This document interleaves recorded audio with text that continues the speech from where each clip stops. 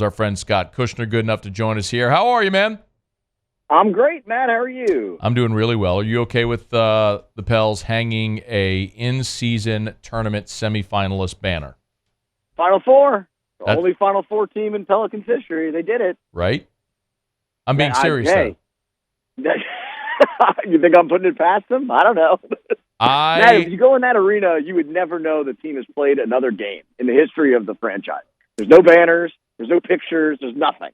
So literally anything that would mark the passage of time, I think, would be an improvement inside the arena there. Shouldn't there be a banner with, like, postseason appearances? Like, you got to start somewhere, right? I mean, you're a Tennessee fan. You understand this.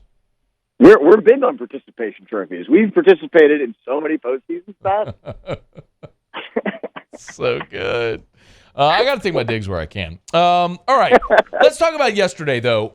How I thought your tweet was maybe the most appropriate.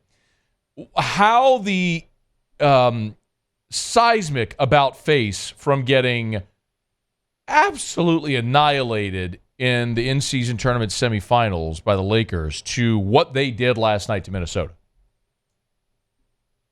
I mean, it was sometimes you just play a bad game. Sometimes you have a night out in Vegas, and that's the one. And sometimes they run together, and sometimes that leads to a 44-point loss. We've all been to Las Vegas, and we have had a job to do the next day, but we didn't care to really do it all that well.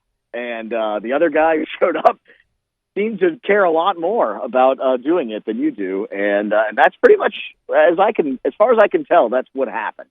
Is the Pelicans got punched in the mouth a little bit by the Lakers, and then those 4 a.m. legs hit a little bit, and that was it. And they pretty much just fell apart from there. Scott's very appropriate tweet at 9:27 p.m. last night was my take: the Pelicans are better when they don't have a night off in Las Vegas.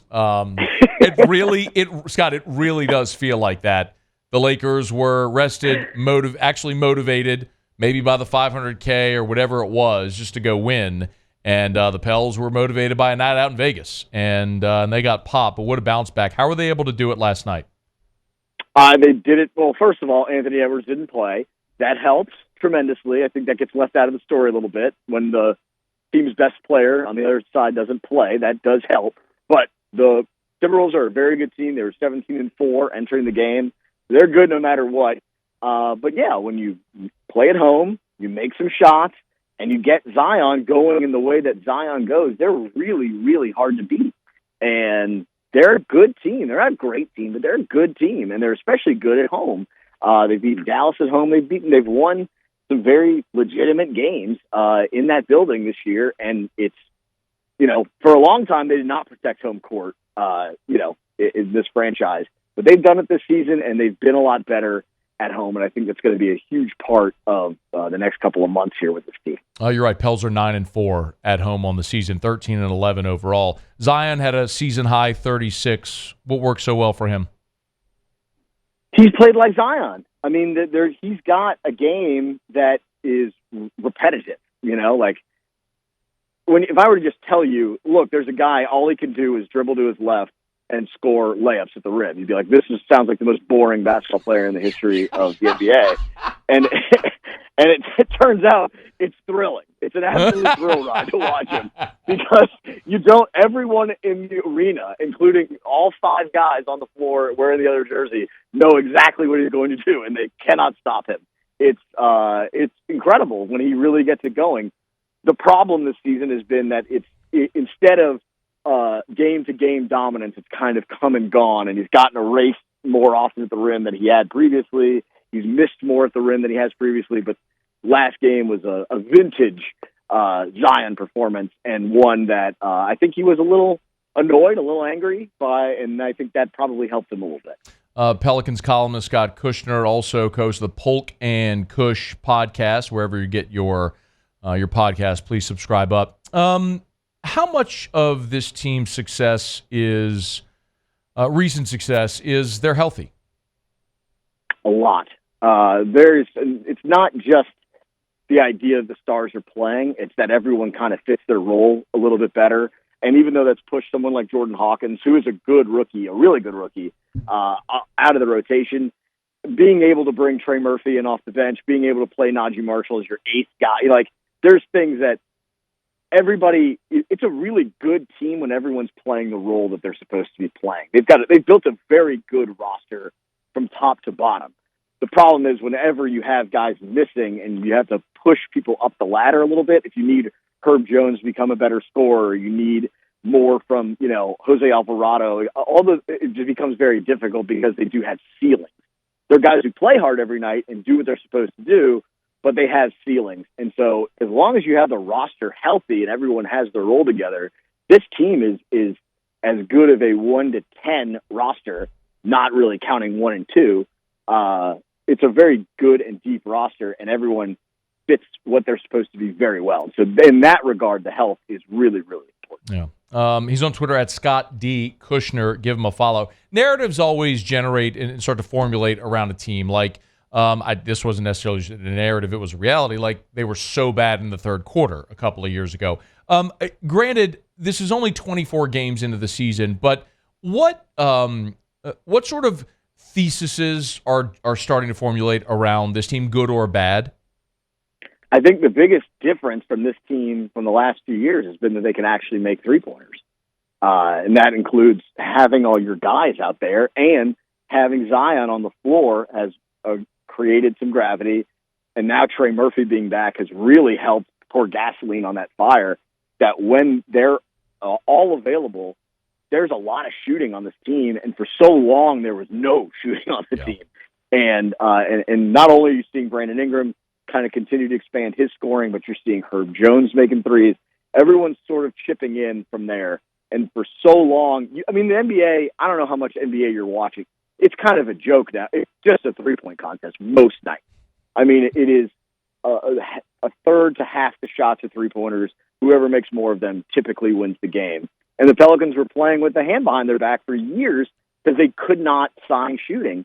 But now that they've got these guys coming along, they're healthy, and Trey Murphy is like one of the better shooters in the NBA, period.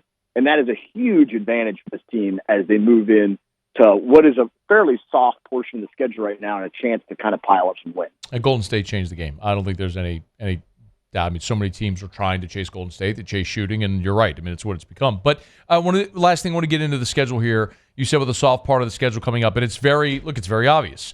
You're at Washington tomorrow night. You have 3 straight road games. Bad. Charlotte. Bad. At San Antonio. Bad. You're home against Memphis. Then you're at Cleveland. Then you've got a homestand where you go Houston, Memphis, Utah, the Lakers, Brooklyn. I mean, here through December, the rest of this month, this team could really go on a run. So if you piece it together, where should they be at New Year's?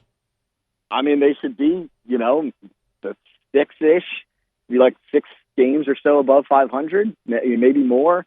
I mean, there's a lot of bad teams in there, and as long as you're playing with the guys you're playing with, those should be wins, even on the road. I mean, they're not an old team, but they're not a young team that should be having like massive waves of inconsistency. They should be able to put away a team like San Antonio that's lost 16 straight or something. You've got a lot of teams in there who stink and who do not have anywhere near the ability that you do. And so just go win. I mean, we're beyond any of the talking points of this team. They either win or they don't. They either win or they're broken up. And so it's like when you get a chance to chew up on the soft part of the schedule, and that was the problem earlier in the season, was they're playing a very tough portion of the schedule, and they lost some games that maybe, looked bad and things of that nature, but they're not a bad team. They just have to go win these winnable games. And the NBA is pretty simple in that regard. There's like a handful of teams at the bottom that you have to just pound because the teams at the top are, especially on the road, are impossible to beat. On Twitter at Scott D. Kushner, Pelicans columnist. Make sure you subscribe to the Polk and Kush podcast. By the way, 9 games to go before the new year, as we mentioned. It's plausible to think they could go 7-2, 6-3 in that stretch. They should be looking at 19 or 20 wins when the calendar flips to the new year and you go play L.A. At home. I mean, and if they are doing that, forgive me, L.A. is the last game on New Year's Eve. They'll play Brooklyn at home on January the 2nd. Like that game against L.A., you could be looking at a team 5 or 6 games above 500. That's very plausible. Pound some overs, Matt. Pound some overs. Let's go. Unless if we're in the in-season tournament, as Jimmy Ott told us, take the under. They actually played some D in that in-season tournament. Yeah. I mean, you talking about $500,000 on the line? Guys will go D up. This ain't the All-Star game, Scotty. We're past that, though. We're back into the regular old flip the burger regular season and pound those overs. How's that bum Tony Vitello doing? He's crushing it. He's going to crush it. Y'all are coming to Knoxville this year, right? I think Tennessee's coming here. Is LSU going to Knoxville? Muse would know. Okay. No. Yeah, LSU's going to Knoxville. Whatever. Like it matters. Right. That little matchbox piece of crap stadium y'all play in. Experience the handsomeness in person. Good luck ever winning anything again, you jerk. It's a Paisan time right now. We got Tommy DeVito, Tony Vitello, Matt Moscona. Which one doesn't belong? I don't know. That's the ball guy. That's the ball guy that does radio. Has hardly a speck of athletic ability. All right, Scott Kushner, thank you. We'll talk soon. See you, Matt. Hey, thanks so much for watching.